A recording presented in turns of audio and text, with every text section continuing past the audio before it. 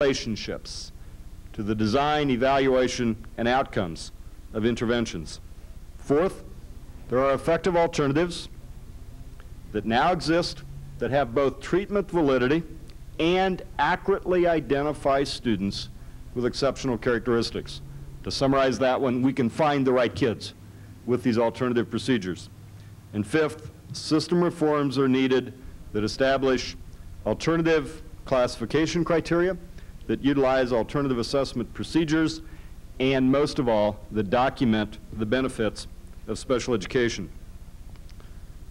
It's long overdue that we consider assumptions about ability, the uses and effects of IQ testing, and the evaluation of alternatives. 10,000 articles on IQ tests that are predicated on the wrong assumptions, ignoring the use and effects of IQ tests, with no comparisons of alternatives, have limited relevance to the evaluation of the IQ testing technology. Let's look at Proposition 2. Individually administered IQ tests are used principally for classification and placement functions. Louis Terman, the famous Californian in 1922, suggested that IQ tests be used to identify and classify children into 5 homogeneous ability groups, varying from mentally superior to mentally inferior. 70 years later, what individually administered IQ tests are used for today is very much related to the notion that we can classify children and then place them into differential groups. In this work, the Wechsler scale dominates. I estimate that there are some 3 million IQ tests, individually administered IQ tests, administered to children each day. Those IQ tests are used most often for the determination of disabilities. Under the Federal Individuals with Disabilities Education Act, there are 11 categories of disability. The most common category, of course, is specific learning disability, accounting for about half of all students classified as having a disability. Note that for virtually all categories, IQ tests are routinely given. Often I would say IQ tests are given whether the student needs it or not.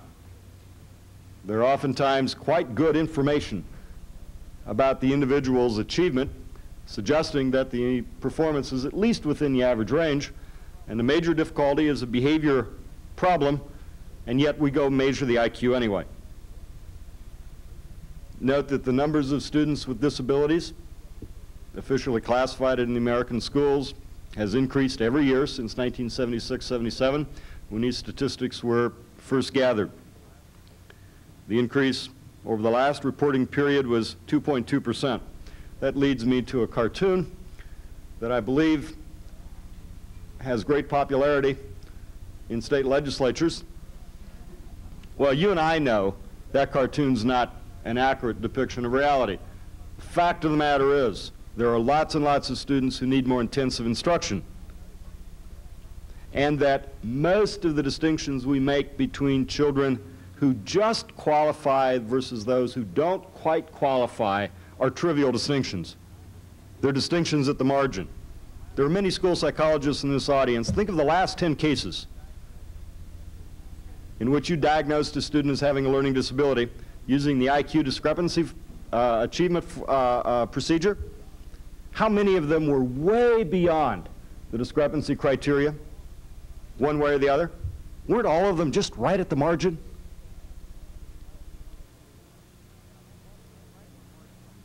Yeah, they're all just right at the margin, aren't they? Now, no one would argue in this audience, I don't think, that a student with a 12-point discrepancy has a significantly greater need than a student with an 11-point discrepancy. We're making decisions based on trivial differences. That reminds me of a way of describing the appearance of precision without the reality. You can weigh cow manure in a jeweler's scale. You can slice bologna with a laser beam. But the result is, and that's what I think of LD discrepancy formula, probably the most frequent use of IQ tests in the schools today. It gives the appearance of precision without the reality. Another problem with IQ tests is that they're inextricably associated with false assumptions about ability.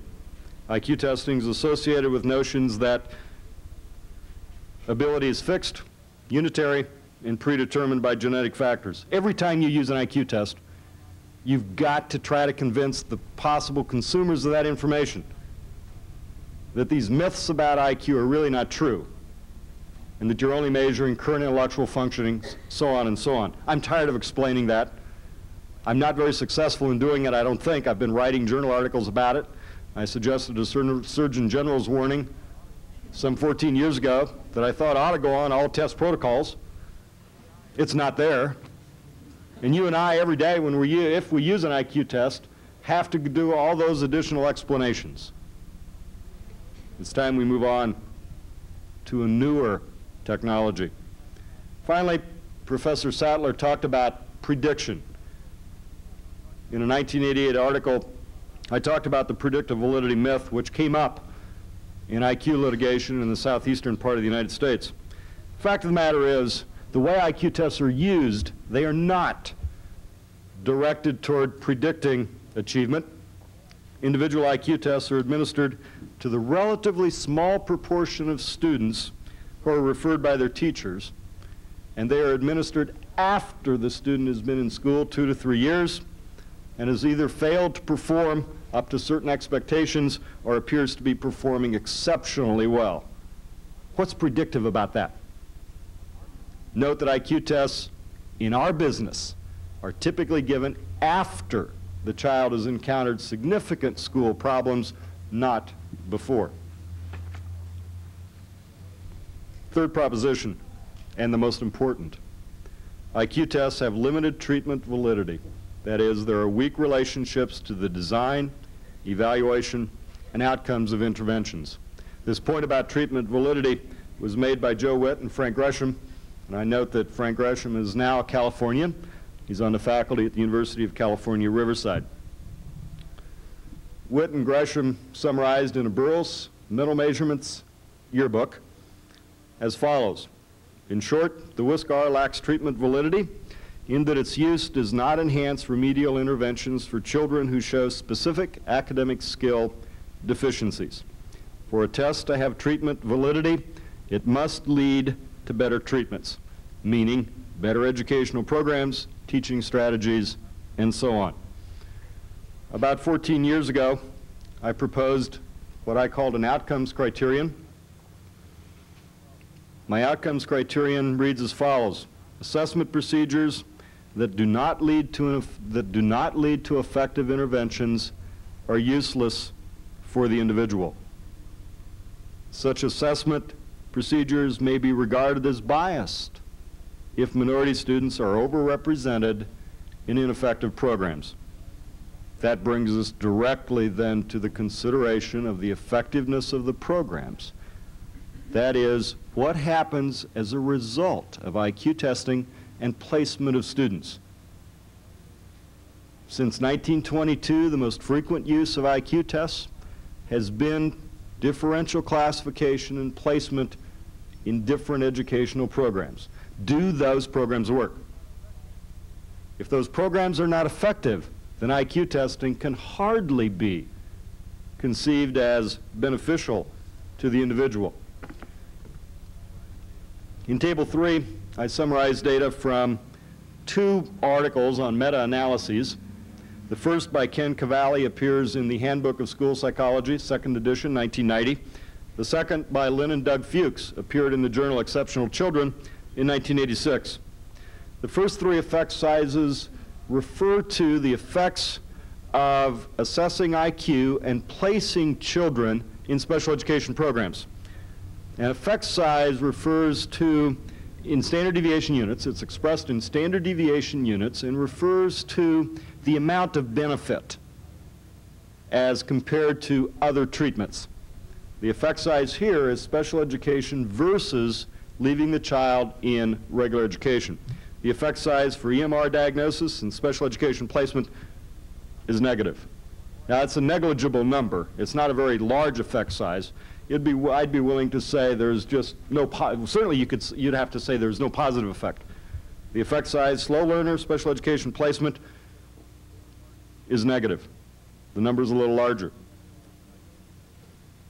The benefits of IQ testing for those students placed in those programs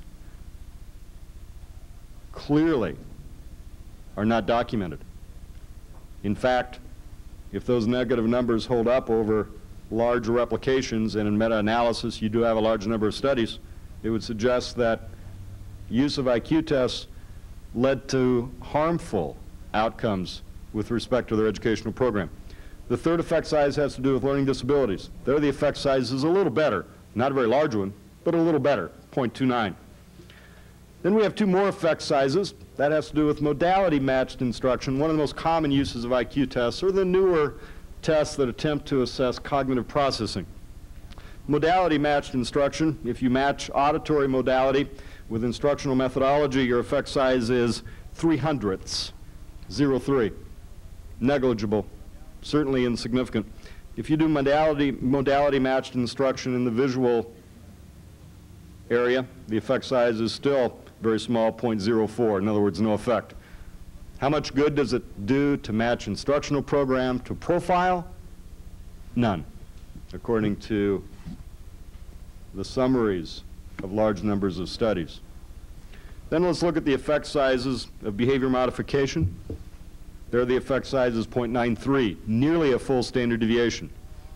Those are effects more often related to social and behavioral kinds of competencies. Now let's look at the effects of curriculum-based instruction associated with graphing and formative evaluation, an instructional methodology described very nicely by Lynn Fuchs. That relates to academic gains. There the effect size is 0.7, a substantial effect size. Substantial benefits to students. Then we add curriculum-based measurement, graphing, formative evaluation, and systematic use of reinforcement, a full standard deviation effect size. Substantial benefits to the youngster. The conclusion, use of IQ tests in current diagnoses and conventional placement has little positive effects or benefits for students. There's a myth related to aptitude by treatment interaction. When we're matching up strengths or trying to find, quote, intact neurological areas, as in neuropsychological assessment, trying to identify simultaneous versus successive processing, we're assuming that matching to strength will lead to differential benefits. That idea was first presented by Lee Cronbach in 1957. Note that Cronbach recants later. First, Cronbach said, for any potential problem, there is some best group of treatments to use and some best allocation of persons to treatments. That was the promise of ATI. After an enormous amount of research, 18 years later, Lee Cronbach recanted. 18 years later, 1975, Cronbach commented, once we attend to interactions, we enter a hall of mirrors that extends to infinity. One of the major uses of tests of cognitive processing or IQ tests, that is, trying to identify cognitive strengths and weaknesses, trying to identify modality strengths or intact neurological functions, simply is not supported by any evidence. I think we often, as psychologists, have a very satisfied feeling that we found out what's really going on. So that activity is very satisfying to clinicians, but it doesn't do children very much good. There's also a myth about useful observations as part of the testing process. The quote that I've heard from many, many practitioners, quote, I obtain enormous amounts of useful information about the child during intellectual assessment.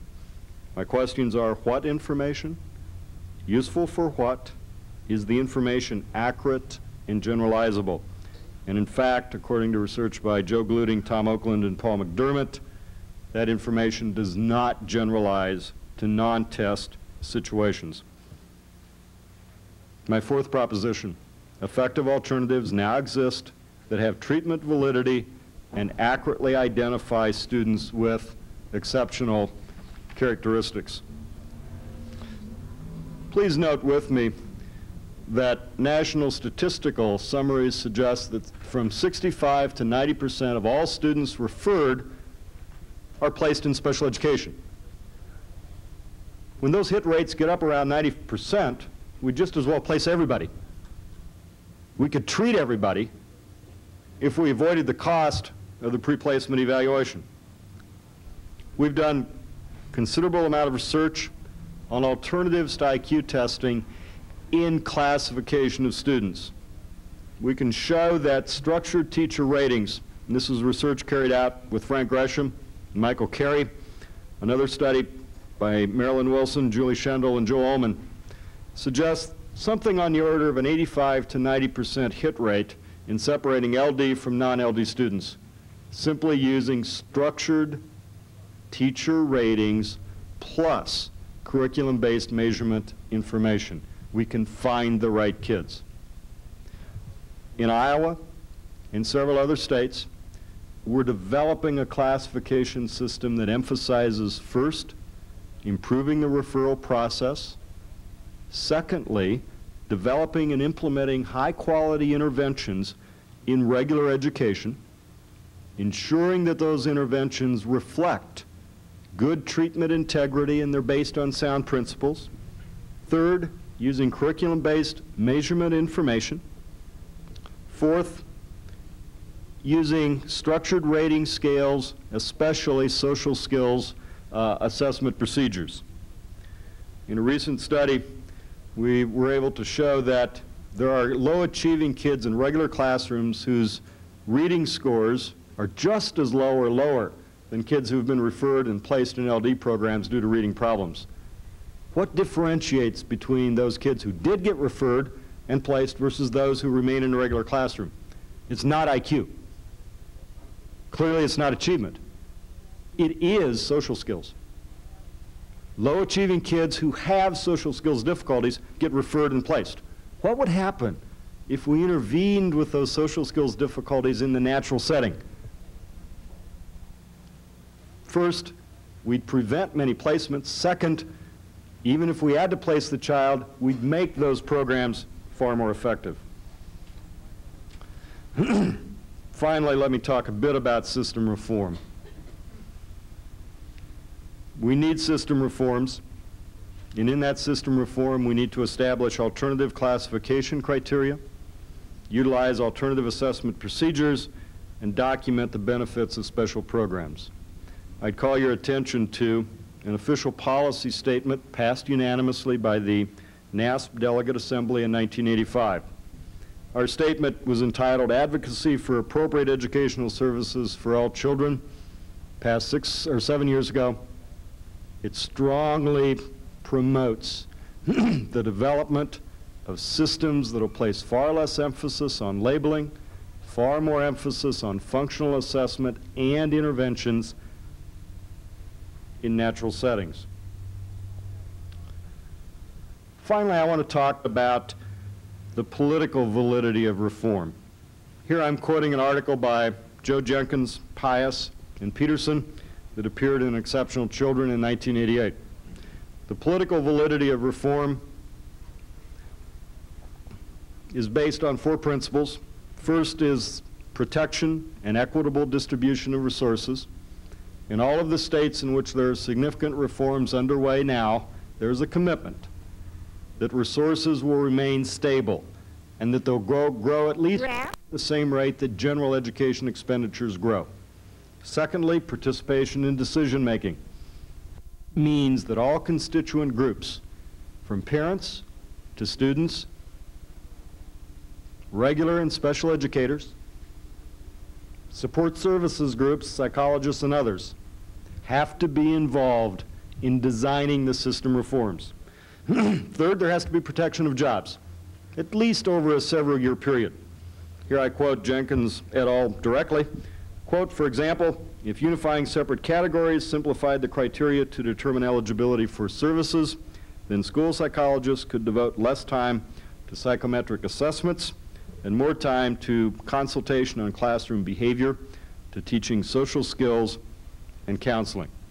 The fourth principle, opportunities must be provided for people to acquire new skills, to receive supervised practice and feedback in applying those new skills in the reform system. That leaves us with a significant continuing education challenge. One of my favorite quotes from the entire school psychology literature comes from Jack Barden. Quote, I have saved my course notes from graduate school. With the exception of statistics, almost everything I was taught is no longer true. My corollary is, I didn't do that well in statistics. The knowledge base that psychologists already have to lead the system reform in California and elsewhere is very clear and very important for us to recognize. It's first a knowledge base involving learning, development, exceptional patterns of behavior, sensitivity to cultural differences, measurement, and evaluation. The second part of the knowledge base is knowledge and operational competence with principles of behavior change. The third is systematic problem-solving processes and functional assessment. And the fourth is relationship skills, particularly consultation and counseling skills. There are effective continuing education models that can be used to provide competencies, supervised practice, and feedback to practicing professionals. We've completed a major project in the state of Iowa, are just now publishing the results. We can show that training in protocol-based consultation dramatically improved the quality of interventions across a variety of support services providers, and those interventions were effective. The question for us, though, is what kind of paradigm are we going to develop for children and youth? Will it be a paradigm that emphasizes primarily internal child deficits and then attempts to make general placement recommendations?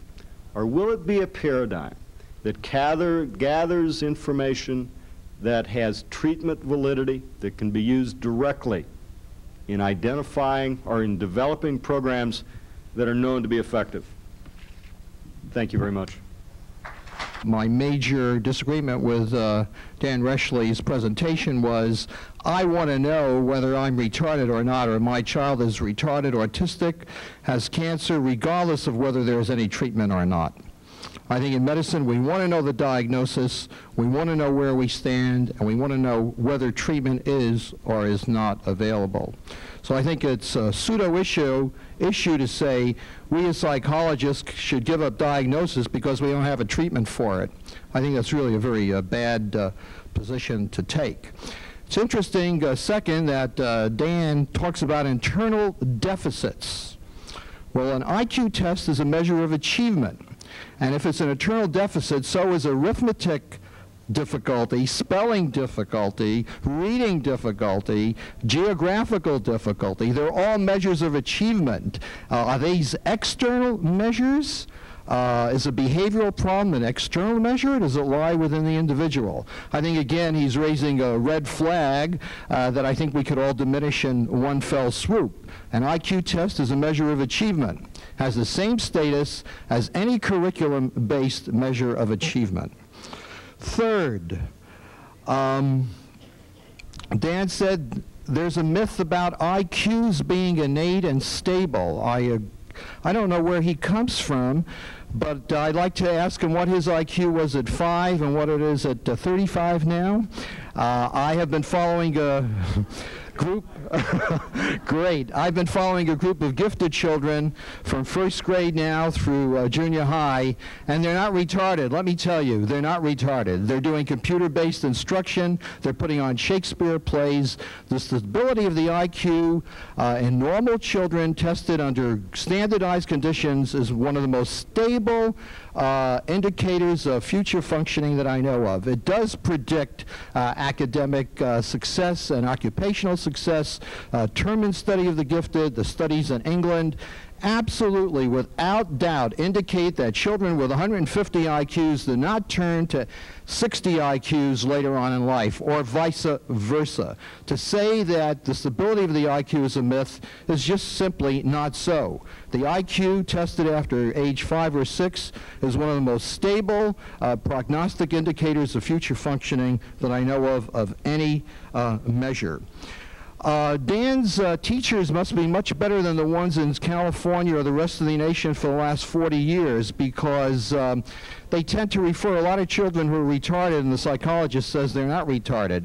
I have never seen statistics of 90% acceptance of teacher judgments of intellectual ability. The research that I have seen indicates that teachers are off the mark many times. They're referring kids, as I pointed out in the Daniel Snow case and the Daniel Hoffman, who apparently are slow learners and therefore retarded, and it was the psychologist Daly who keeps these children out of being classified as special ed.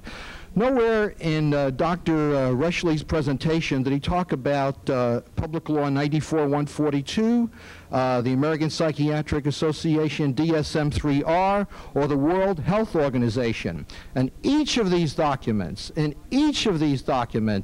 IQ is regarded as a sound, meaningful index of mental functioning and is incorporated into their standards for diagnosis. I do agree partially with one statement that the aptitude interaction has been a dead end, unfortunately, but I disagree heartily with the notion that an IQ test does not measure aptitude and does not give us information of old versus new learning. The one major factor in neurological disability is a general decline in the overall intelligence. The verbal performance split is used by neuropsychologists and school psychologists to indicate differences in ability and processing. So I'm waiting for the new paradigm to come, but I don't see it yet. I see it if it does come. The intelligence test will remain as part of the battery. And I would ask one last question. Why is Dr. Reshly and Dr. Gresham and the state of California depriving school psychologists of using tools that they want to use? You're the professionals out there. What right do we have to dictate to you what you want to give to do your job? Thank you. I'm not an advocate of an IQ test ban. I've made that clear in the comments I've made that have been quoted by newspapers. I am a strong advocate of eliminating IQ from the classification criteria. There'll be no difficulty separating levels of mental retardation based on adaptive behavior and achievement, domains of behavior that are relevant to treatment. If you need an IQ test to tell the difference between a profoundly retarded and a mildly retarded student, there is a problem with general intellectual functioning, and it does not reside with the student.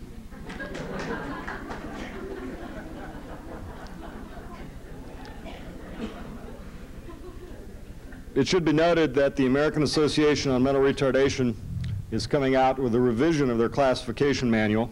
IQ has a sharply diminished role. Adaptive behavior has a markedly enhanced role.